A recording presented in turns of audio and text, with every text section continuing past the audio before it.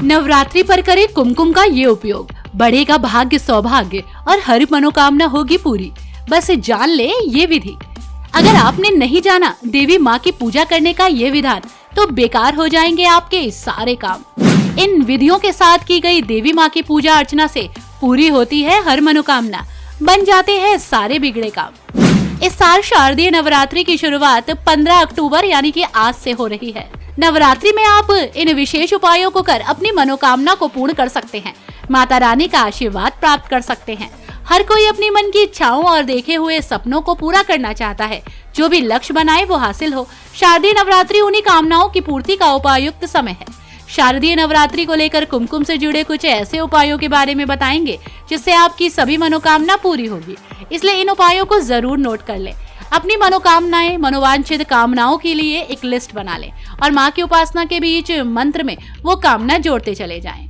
या देवी सर्वभूतेषु शक्ति रूपेण संस्थिताम् नमस्तस्यै नमस्तस्यै नमस्तस्यै नमो नमः। इस तरह या देवी सर्वभूतेषु विद्या रूपेण संस्थिताम् नमस्तस्यै नमस्तस्यै नमस्तस्यै नमो नमः। अब जो शब्द है शक्ति, विद्या, उनकी जगह अपनी अलग अलग कामनाएं नित्य प्रतिदिन परिवर्तित होती रहेंगी। जैसे या देवी सर्वभूतेषु लक्ष्मी रूपेण संस्थिताम्, या देवी सर्वभूतेषु बुद्धि रूपेण संस्थिताम्, या देवी सर्वभूतेषु वाणी रूपेण संस्थिताम्।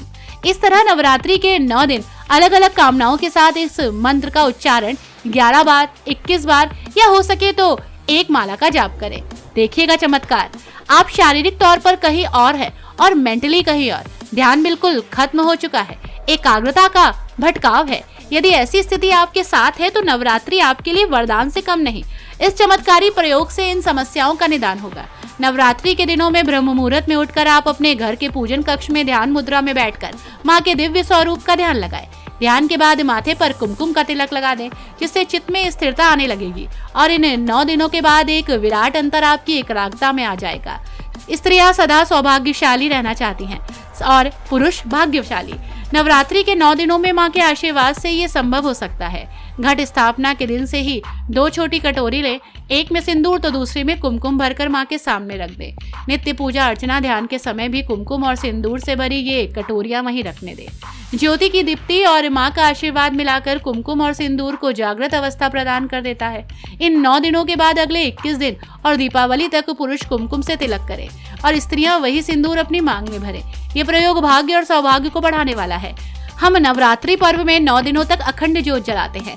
ज्योति जिसमें प्रकाश और तेज होता है, दोनों एक तरह से शक्ति का समागम है नवरात्रि। आप एक छोटे से विधान द्वारा माँ के दिव्य स्वरूप से मन वांछित फल पा सकते हैं, आशीर्वाद प्राप्त कर सकते हैं। आपने पहले दिन जो ज्योति लगाई वो अखंड ज्योति है जो 9 दिनों तक रहने वाली है। उसके अलावा प्रत्येक दिन एक एक ज्योति बढ़ाते चले जाए। ये ज्योत अखंड रहे ये आवश्यक नहीं। इस तरह प्रतीकात्मक रूप से आपके देवी के 9 ही स्वरूपों के आगे अपनी शक्ति से उनका आवाहन किया।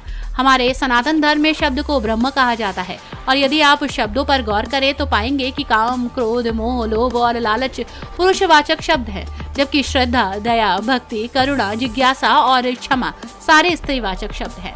आप इसे सिर्फ इत्तेफाक नहीं कह सकते, माँ की मूल संरचना में ही ये सारे गुण विद्यमान हैं। इसलिए इन 9 दिनों में पूरी आस्था के साथ माँ की भक्ति कीजिए, सभी मनोकामना पूरी होगी। जय माता दी। ब्यूरो रिपोर्ट, पंडित जी का पत्रा।